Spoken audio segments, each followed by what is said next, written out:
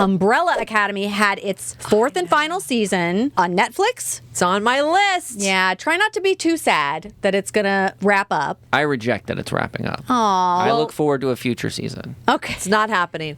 I mean, every season ended with basically the world imploding, so. They had a bad run of not keeping the world together. I mean, they did have to save it multiple times. That is the purpose of the Umbrella Academy, to stop calamities that end the world. I mean, that's where our main Hargreave comes from, is like, I'm going to stop these things. And develop kids that could stop it too. I don't know if it was a reveal in this fourth season, or we kind of knew before that the dad character was from another place that had completely imploded. Yes. So that was revealed, I feel like last season, wasn't it? You're like, oh, we dealing with aliens. Yeah. Aliens. To some degree, we understood. There's more to him than is meeting our. He's an alien. Okay, well, that makes a lot more sense than I didn't understand that going in. It's interesting, though, because, like, the series feels like each season has almost had its own flavor. Like, the first season, you got introduced to everybody. The second season, it was a new problem, and everyone was kind of a little off from where they were. Third season, there was definitely a different problem. A lot of different characters going on. And the alternate academy. Yeah. Was it called an academy? I forget what it was, but it was like that whole other set of characters. Alternate universes. Yeah.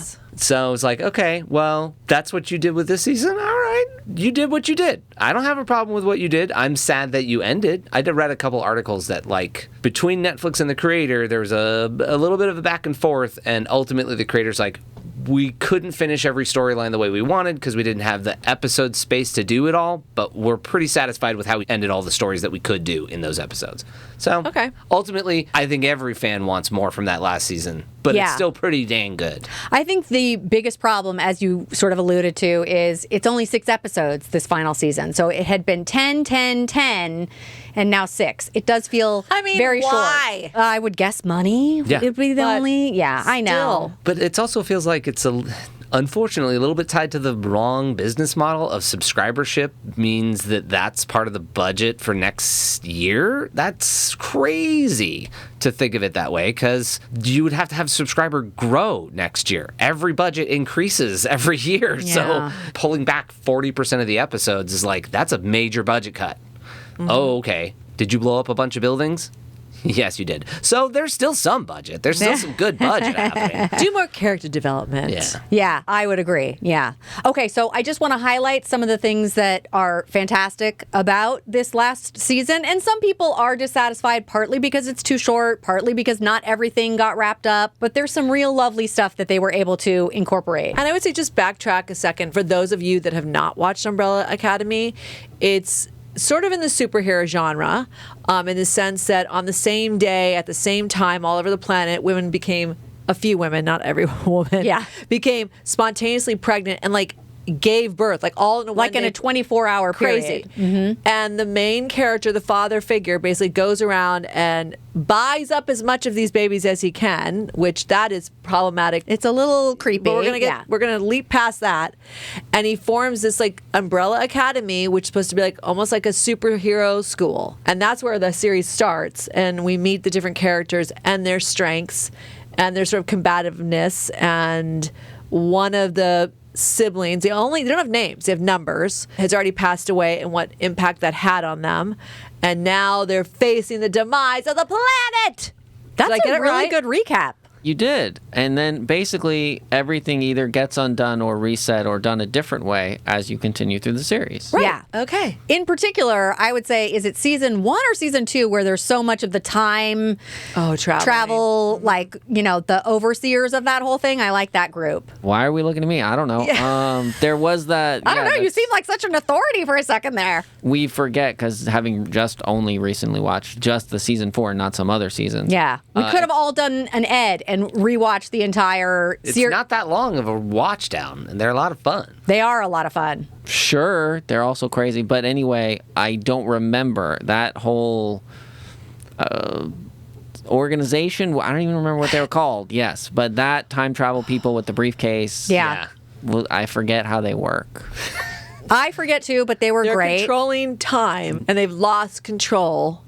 And how do we get back control? Well, that's the problem with that's controlling always with time. Yeah. It's and also, if that's not your main show's gimmick, I've now gotten that season conflated with all of Loki. I cannot. Oh, yeah. split Oh, I was any of going to that say up. the TVA and Loki. Yeah. The TVA has briefcases, right? No. They've got more little Yeah. flip it by. Go back here. Jump in this porthole through here. But that whole thing is collapsing as well. But let's get back to the Okay, Umbrella Academy. So now every season kind 5, of yeah. had a lot of. Sorry. Was that a Pipe Freudian dreams. slip that I was like, please give us a season 5? No, there's only season 4, this one. A lot is coming to a head emotionally, spiritually, planetarianly. I do like that we start in this season where we left off, which is they all have no powers. They've gone and they have their own just normal lives. And we pick up with them after they've been living just sort of as normal people for a while. Yeah. Some of them like it. Some of them don't like it. I wouldn't like it. I mean, I don't know that I would like having superpowers to begin with because it really puts target on your back. But once you have them, to be taken away from you, that stink. Because you're kind of relying on them. Well, it depends on what the power is, because sometimes there's There's a a couple of those downside. that are like, oh man, that's not so great. You can't whisper someone to do whatever you want. And then you're like, right, but I don't have octopus coming out of my stomach, so things worked out fine for me. Right, or I'm not a Now you're hybrid talking of about the boys. Like, you're not. Okay, wait. No, that's accurate. Well, then wait. He's got. I haven't watched tentacles. 4 yet. I haven't watched season 4 yet, so I'm kind of forgetting that. But also, the boys, Yeah. she had tentacles coming out of her too. There's only so much you can do, people. So I guess tentacles coming out of you is a normal trope.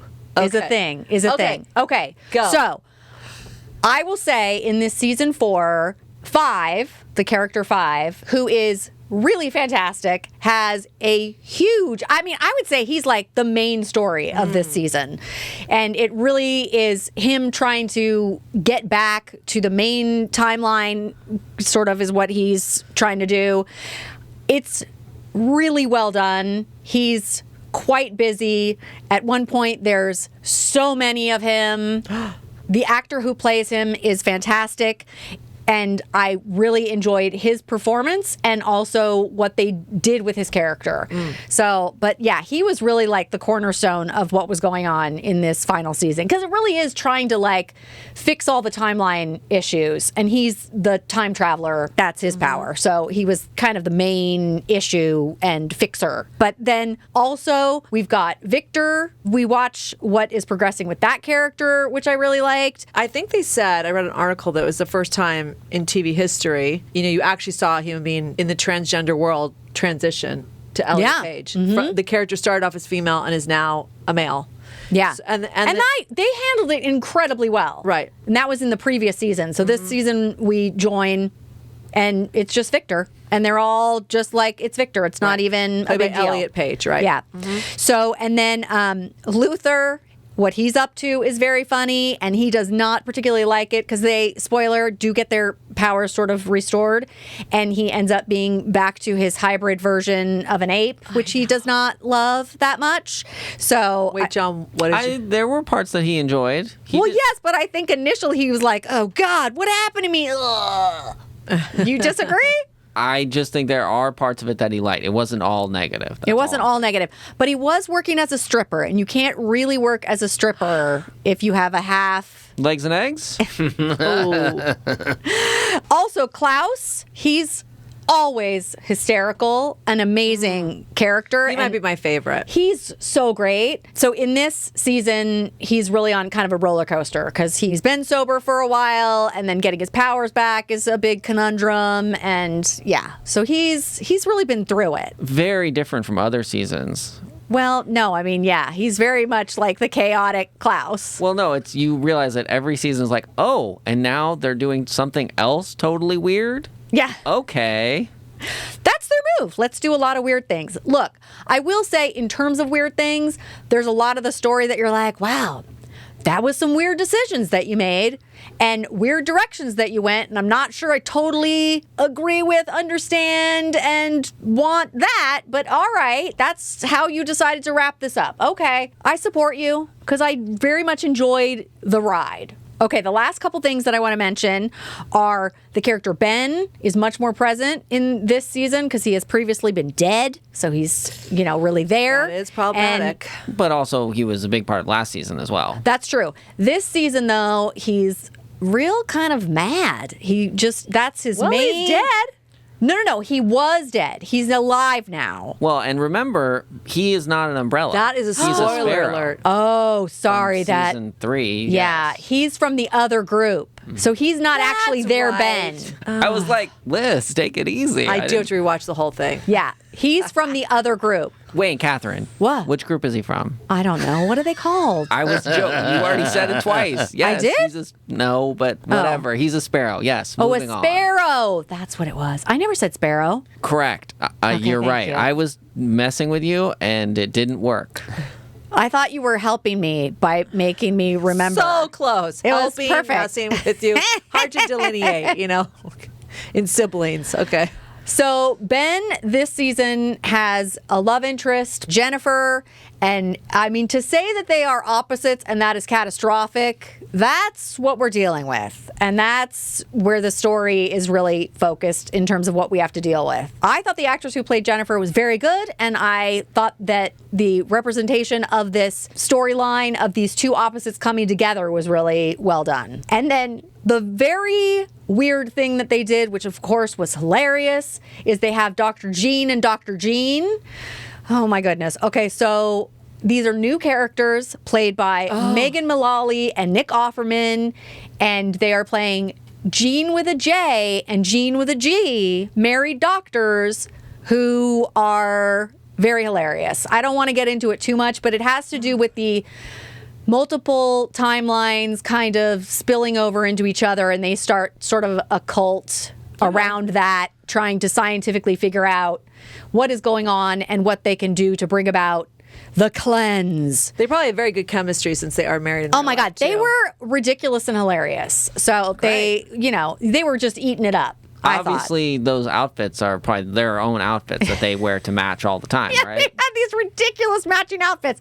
It was quite fun. So, yeah, Megan Mullally and Nick Offerman, very fun. How much now it's not your perfect thing, Catherine, but What? how much did you enjoy when Nick Offerman got to play being his character but by someone else? That is one of my favorite things when an actor has to play, like they are somehow in the body that looks like somebody else, so they're trying to play themselves but like moving around as the other person. He took on the look of Nick Offerman's character and then had to act like Nick Offerman, so he had to act like Dr. Jean, but it was actually someone else. It was great. And that's the way Dr. Jean would eat ice cream. Oh, God, all of it was so... And then, all of the funny missteps when other people around them are like, you're not acting like yourself. Oh, it's so great. It is one of my favorite things when actors have to do that. Okay, and then also... David Cross has a great little part in this. And then in the finale, there are multiple cameos, which was really good. I thought a good way to wrap it up. It wasn't as good as 6 Feet Under, but, who's going to hit that as a finale? It's really hard. But this, they tried to be like, we're going to give a nod to the whole season. You're not wrong. They could have just done we did fix it. Here's everybody with gray hair, and it's old, and everything's fine, and he's still an ape. They could have just given us 40 years in the future. Give it. Beep. Jump forward. Okay. Perfection. Okay, so that is season 4 of Umbrella Academy. I recommend, even though some people were dissatisfied. I thought, at least thank goodness they got a season 4 and an opportunity to wrap up as much as they could.